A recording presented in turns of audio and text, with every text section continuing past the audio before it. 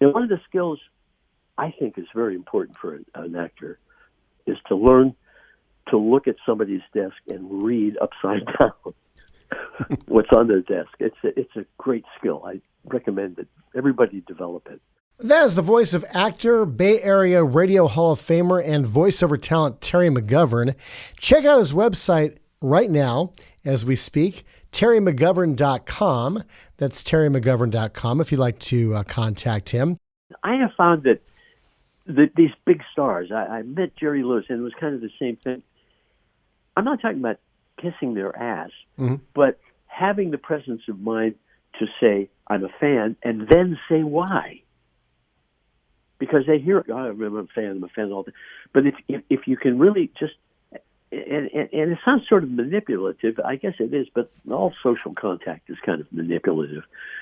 But if you say hello to somebody, I really admire you, I admire your work, I particularly, and you can go after something that they did and really have they know you're sincere. They know that you really know their work. And that's the way it was with Flip, because I inundated him with praise and how I used to play his records on the radio and Geraldine, on and on and on. And after the show closed, he came up to San Francisco a couple of times. His best friend was Rocky Benihana. You remember Benihana, the Japanese restaurant? Was his best pal. When he would come up to see Rocky, he would always drop in the radio station where I had landed, K101, and see me. You know, it was great. It was really, but he was just crazy. You know, I mean, you weren't. How old are you now? I'm 54. Okay. In 1971, I guess, I'm guessing here, somewhere around 71, 72, Flip Wilson was Mr. Television. The Flip Wilson variety show was the number one show on television. And so I really did become a fan of his because I thought he was brilliant. And so anyway, I don't know why I'm digressing, but we became good pals, and we would go to lunch all the time. And the producer would come to me sometimes and say, can you get Rick to do Geraldine? Because our numbers were, you know who we were on opposite? Dynasty. Wow. Thank you very much for the scheduling, sir. Yeah, CBS first on opposite Dynasty. God damn. But I got to work with Flip, and I got to work with one of my favorite singers. His wife in the series was Gladys Knight. That's right. So she would sometimes, when we were in rehearsal, wasn't in the scene. She'd go off to the side with the Pips. The Pips were always there, and they would do some moves. You know, they would dance around and rehearse their act. She was wonderful. Wow. A nice person. Yeah, and also before Family Matters, Jaleel White was on as Charlie's youngest son. Yes, that's right. Thank you for remembering that. I told my kids that because they're grown now, but I said he was in that show, and I used to carry on Friday nights when the show, or Wednesday, whenever it ran. Brendan was a brand new baby, so I'd bring him out for the curtain calls on my shoulder. I said, "Don't you remember?" He said, "No, I don't." I was an infant, Dad. Okay, right. But he was their youngest child. They had a girl, kind of a preteen. She was very sweet. I can't remember her name. And the eldest was St. John. His last name was St. John. Christoph St. John. Yeah, he had a very good career too on soaps.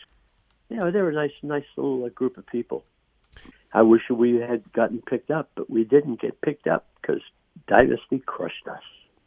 Yeah, I know. Sometimes, like I remember what the Flip Wilson show, the Waltons was placed against that because CBS thought, you know what, we're doing the role purge. We'll just put the Waltons against Flip Wilson because it was a previous program director that said, yeah, we'll give the Waltons a show if the special does well.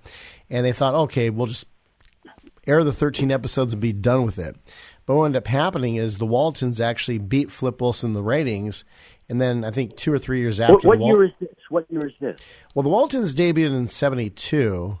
And I think by 74, 75, Flip Wilson was gone because The Waltons end up that beating. sounds right.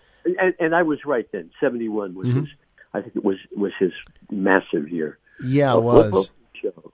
Yeah, well. And he also gave a lot of people, a lot of great advice as far as breaks were concerned. Like Shirley Hemphill, who eventually was on What's Happening, wrote Flip Wilson saying, "I'm a big fan of your show and your comedy." And he wrote her back and said, "If you're ever in town, let me know, and I'll get you tickets to the show." And she got to meet him at the show when she was in the audience, and that was kind of helped pave the way for her as far as her career was concerned. That's a wonderful story. Thank you for telling me that.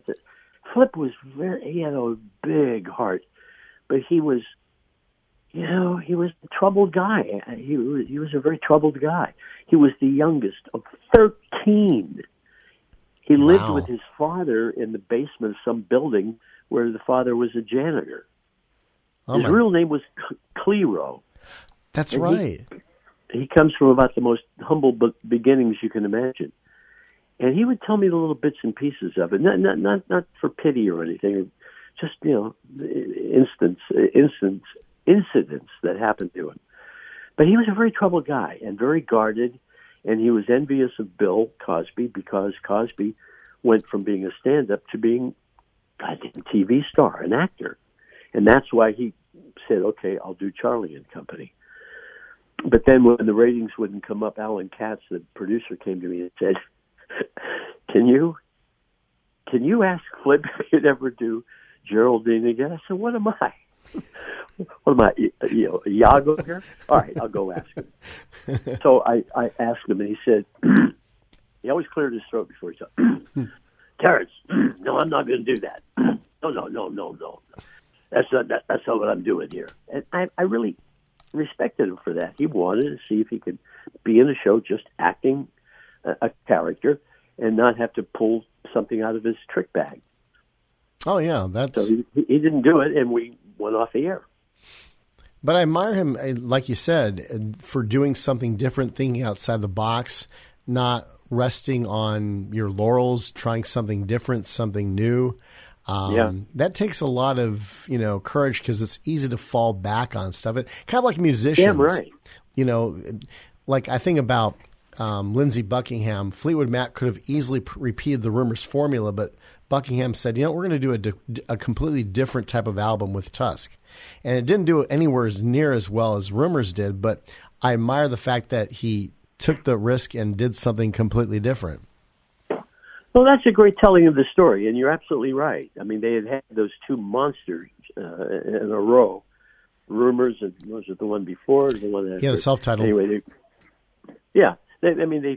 they destroyed the charts. They were like the Beatles for a while. Oh, yeah. And it was quality stuff. I still listen to them. And this is interesting.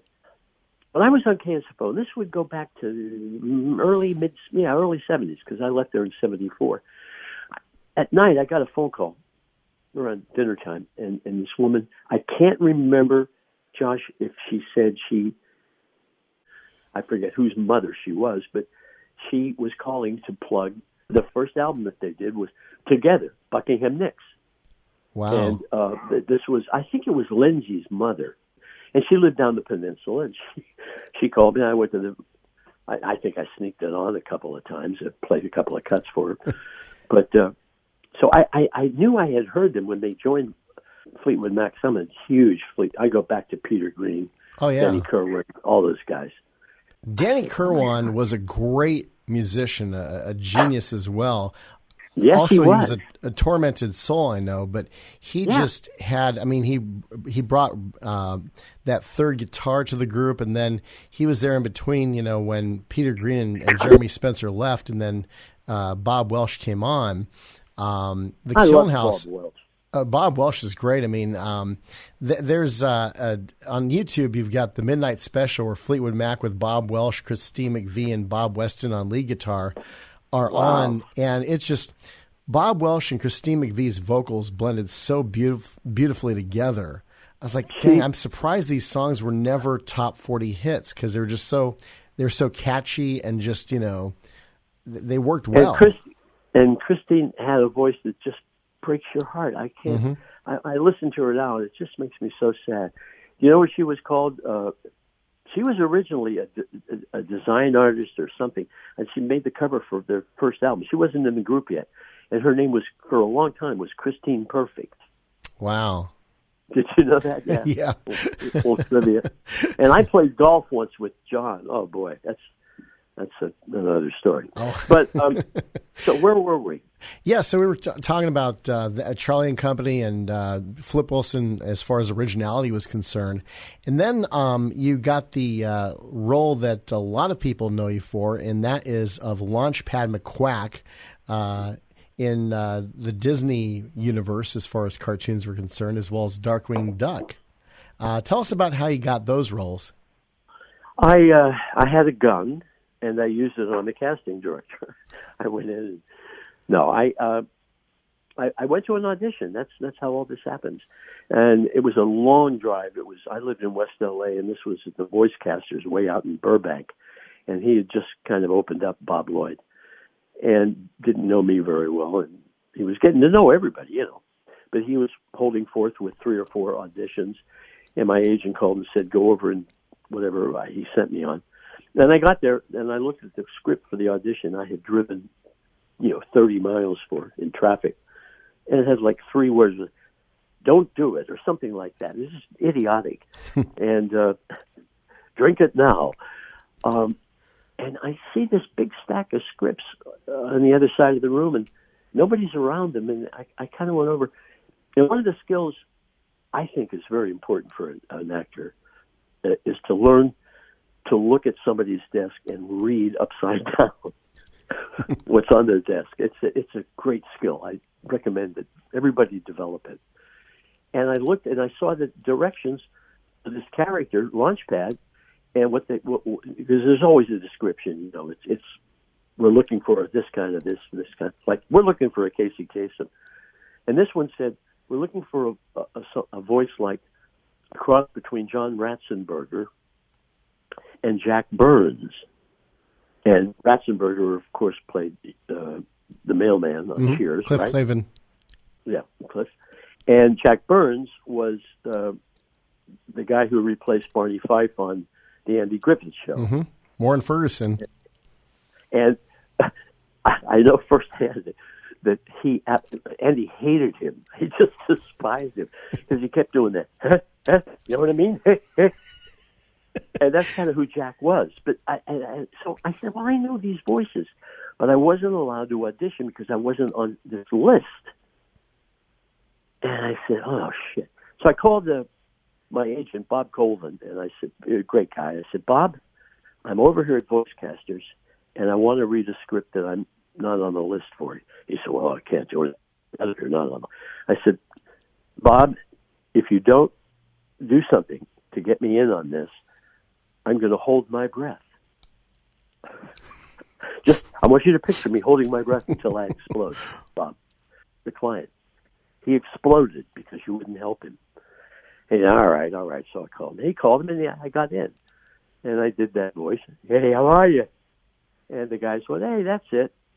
And the fun part of that was getting the part, but also I got to drive over to Disney. I remember a couple of times before we started recording, and working with the designers and everybody, and they were asking me questions. Well, how do you think he'd walk? How does this look like something he'd do? It was great. I mean, it was really fun. And then we were off and running, and we did, I think, 2 seasons of DuckTales. I don't really know. I can't remember. And in the interim, I moved back to San Francisco, and my agent calls me and says, guess what? You're a spin-off. I said, what? A spin-off? Well, he says, not you, but your cartoon character is. They want Launchpad to be in their new show, Darkwing Duck. And so that's how I got in both shows. Wow. The lesson is call your agent and tell him you'll hold your breath if he doesn't do what you know you can get. We are talking with Bay Area Radio Hall of Famer actor and voiceover talent Terry McGovern. By the way, check us out on Instagram at JoshDJ57.